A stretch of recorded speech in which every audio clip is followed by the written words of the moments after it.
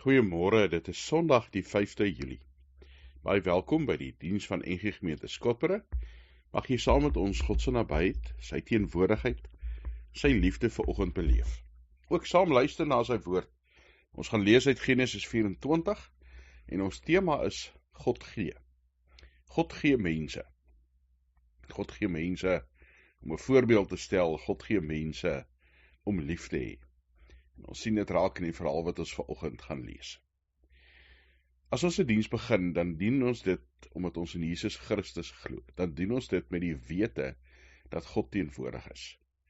Dan doen ons dit met 'n groet wat van God afkom, waar God vir elkeen van ons sê, genade en vrede vir jou. Mag jy God se genade, God se vrede, God se daar wees in jou lewe daagliks beleef. God gee vir ons mense. God gee vir ons mense wat rondom ons is. Familie, vriende, bure, medeburgers, ander vreemde mense wat van ver lande afkom. God gee vir ons mense. En God gee vir ons mense dat ons mekaar kan lief hê. Dat ons vir mekaar 'n voorbeeld kan stel. Nou, om 'n lief te hê is seker lekkerder as om 'n voorbeeld te stel. Daar's 'n film, The Creator, en daar gee 'n professor 'n definisie vir liefde, want 'n student vra vir hom, hy sê vir hom, prof, hoe weet jy is lief vir iemand? En dan sê die professor, hy sê, ag, as jy dag meer aan daai persoon dink as aan ander goed, dan weet jy is lief vir daai persoon. Ek dink is dalk bietjie meer te doen met verliefdheid as liefde, want liefde vra dat ons goed doen ook, dat ons aan mekaar verbind bly, dat ons vriende is, dat ons getrou bly, dat ja, selfs daai goed wat ons nie aan mekaar dink nie, ons nog steeds vir mekaar sal lief bly. En partykeer is die dink aan goed ook nie altyd so positief nie. Want ons is regtig nie lief vir die goed wat ons bang maak nie. Ons is nie lief vir die goed wat ons kwaad maak nie. Behalwe as dit ons vrou is, of ons kinders. Nee, ek spot sommer. Liefde is bietjie meer kompleks as net dit waaraan jy dink.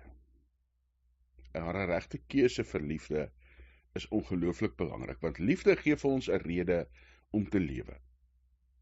Liefde, die liefde van God, gee ook vir ons 'n waarborg van 'n lewe en 'n ewige lewe, saam met hom lewe. Maar dan gee God 'n tweede ding vir ons. God gee vir ons mense, nie net om lief te hê nie, maar ook mense as 'n voorbeeld in die lewe, as 'n voorbeeld oor hoe om te leef, mense om na te volg. So tong in die kies, party mense leer uit ander se foute, en party van ons is daai ander. Maar dit is belangrik om die regte rolmodelle in die lewe te kies, die regte manier van leef. Ons het selfs 2 Bybelboeke wat ernstig gefokus is op hoe om te lewe, Spreuke en Prediker. Ja, die hele Bybel leer ons hoe om te leef, dis waar. Maar Spreuke en Prediker is spesifiek daarvoor geskryf om vir mense, en veral vir jong mense te leer oor hoe om te lewe. Daai voorbeeld kry kinders gewoonlik by hulle ouers, kry ons by ander mense. En dis belangrik dat ons dit sal volg en dit sal doen. Nou vandag se verhaal wat ons gaan lees, Genesis 24, het iets van al 2 van hierdie elemente in, van mense wat God gee, om as voorbeeld te volg, van mense wat God vir ons gee, om te kan lief hê. Maar dit is belangrik dat ons oplet. Kom ons kyk gou na hierdie storie van iemand wat opgelet het.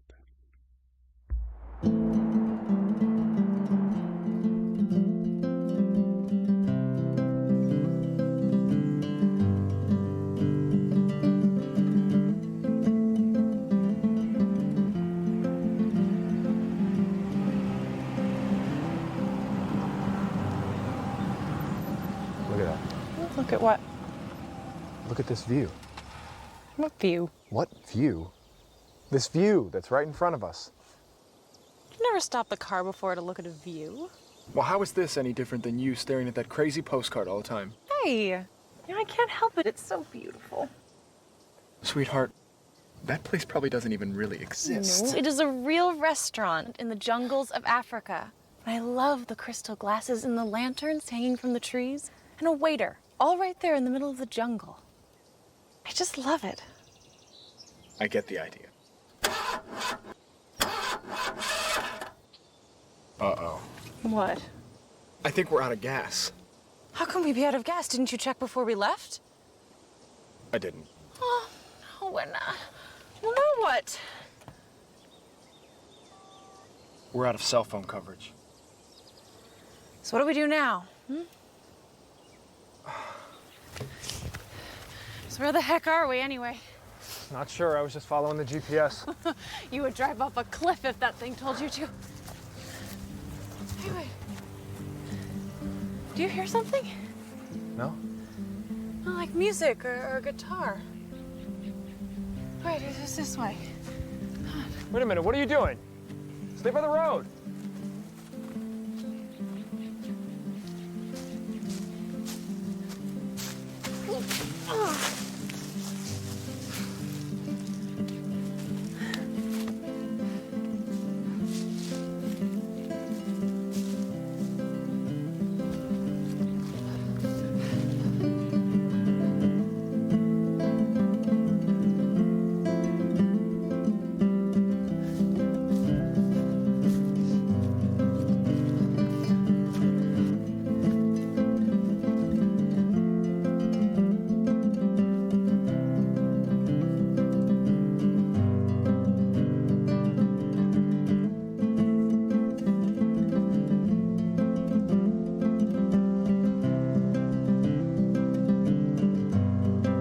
Bill?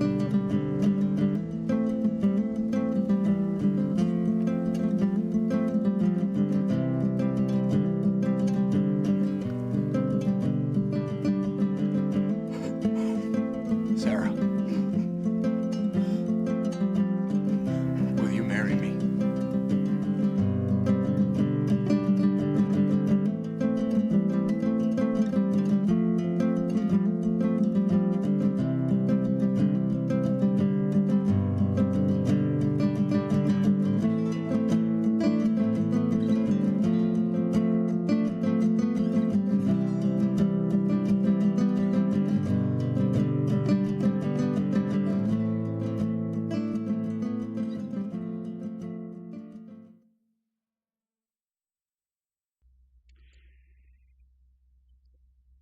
Genesis 24 lees ons vers 34 tot 38, 42 tot 49, 58 tot 67.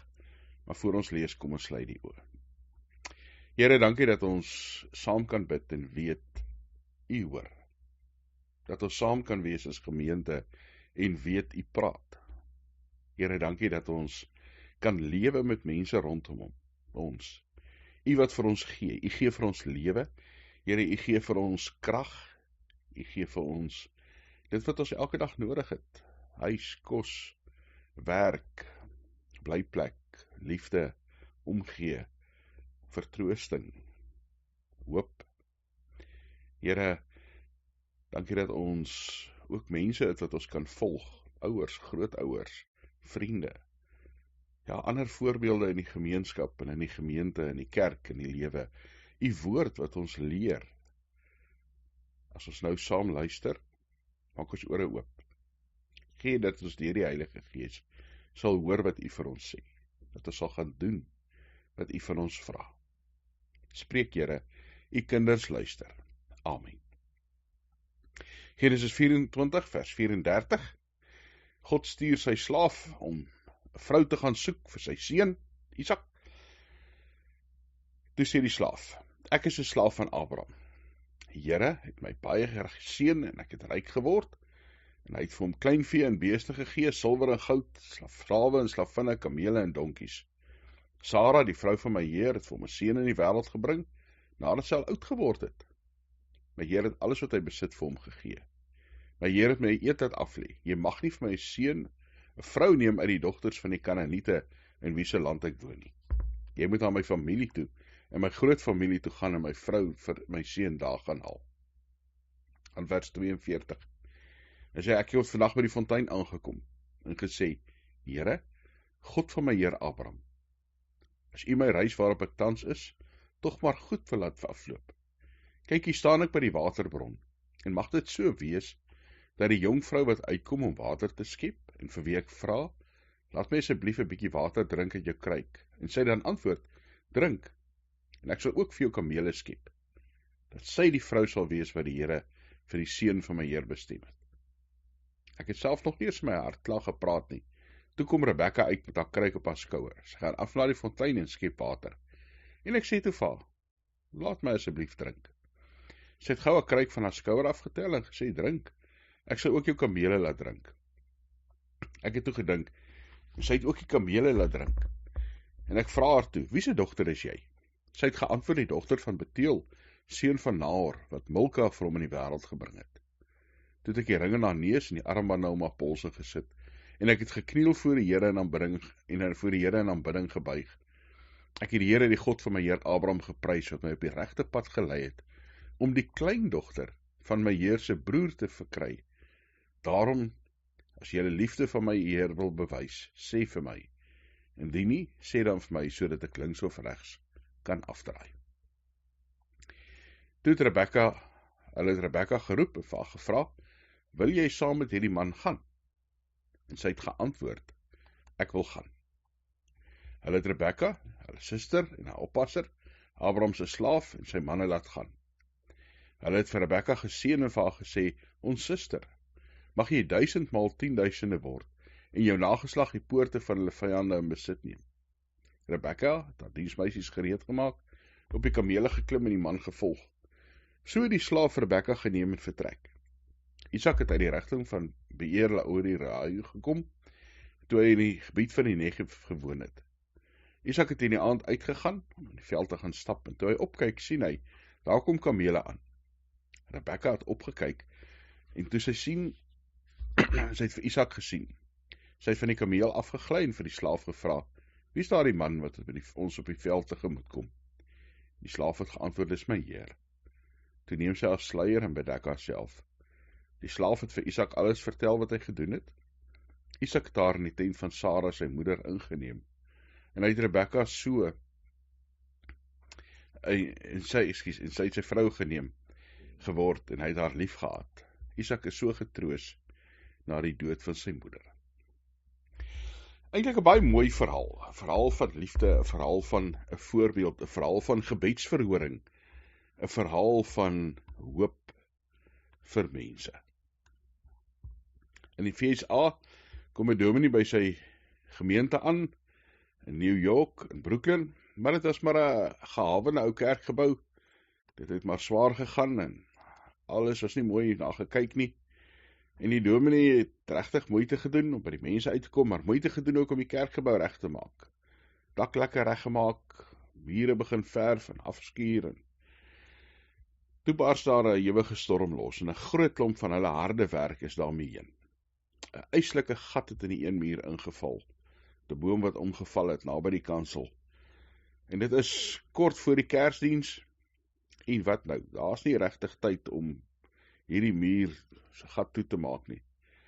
En dan stap die dominee verslae of terug huis toe, wonder wat hy nou gaan maak.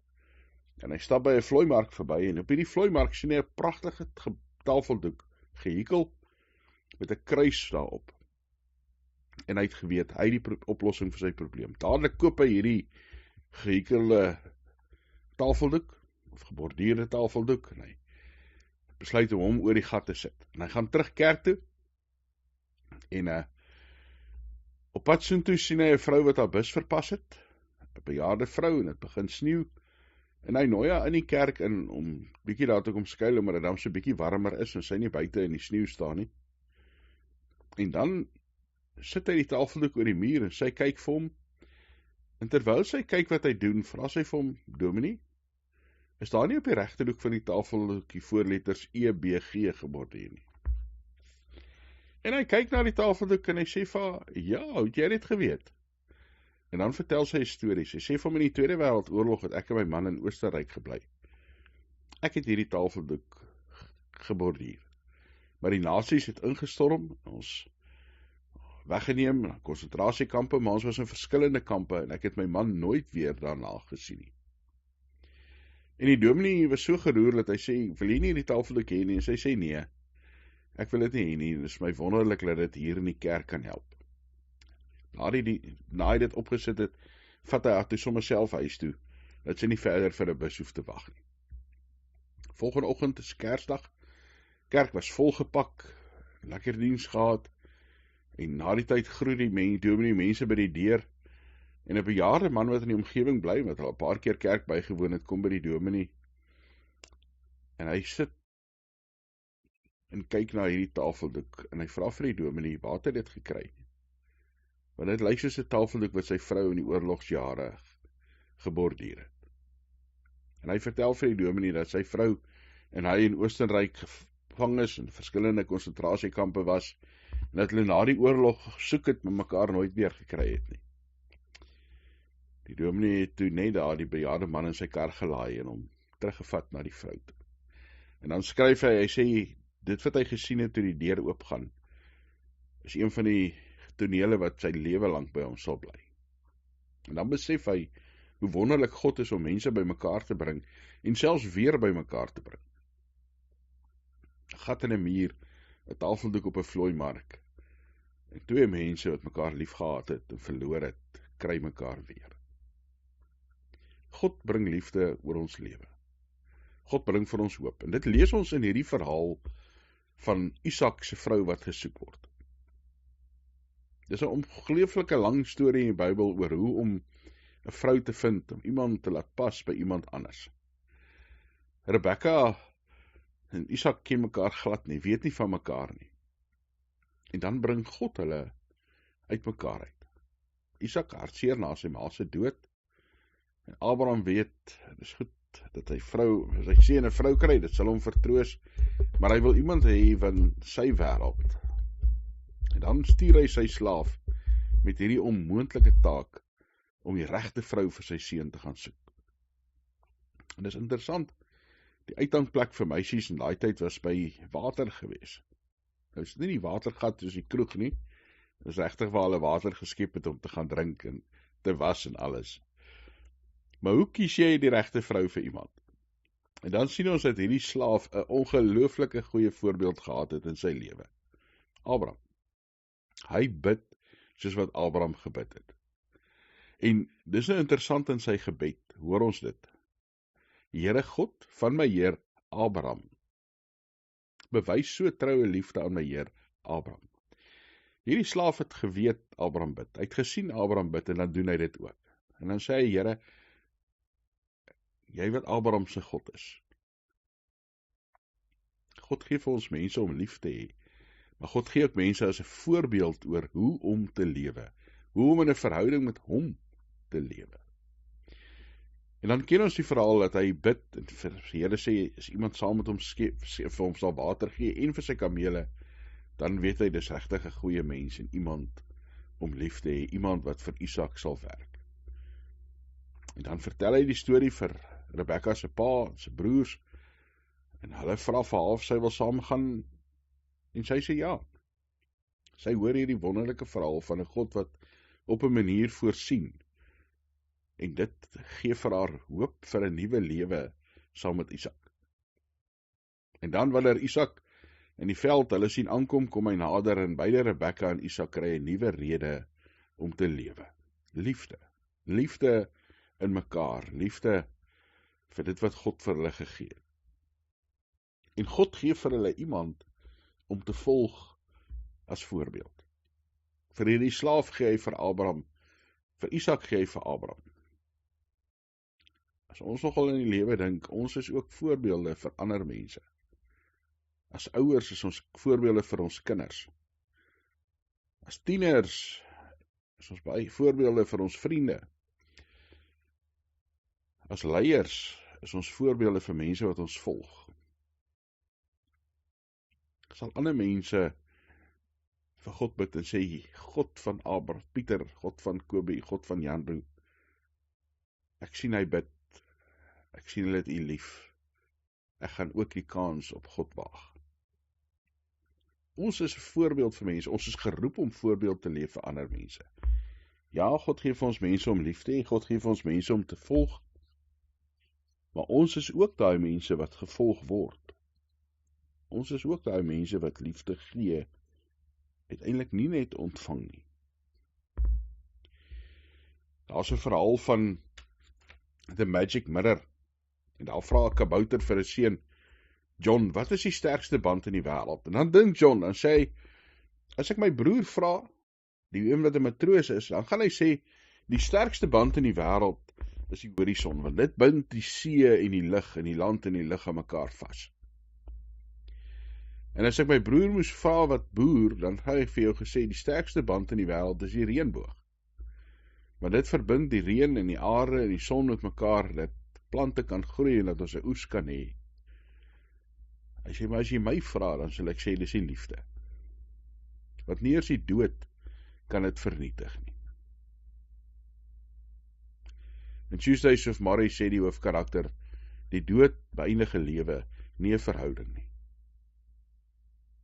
God gee vir ons mense om lief te hê. God gee vir ons mense om te volg as 'n voorbeeld in ons lewens. Kom ons hou vas in dit wat God vir ons gee. Kom ons gaan leef waardig as God ons vir ander mense gee. Kom ons waardeer die mense wat God vir ons gee. Ek gaan vertel iemand hierdie week, ek is lief vir jou. Gaan wees hierdie week 'n voorbeeld vir ander. Gaan wees lief vir jou kinders, jou ouers, jou vrou en jou man. Ja, gaan wees lief vir jou vriende en die mense rondom jou. Sê in besonder vir God dat jy lief is vir hom.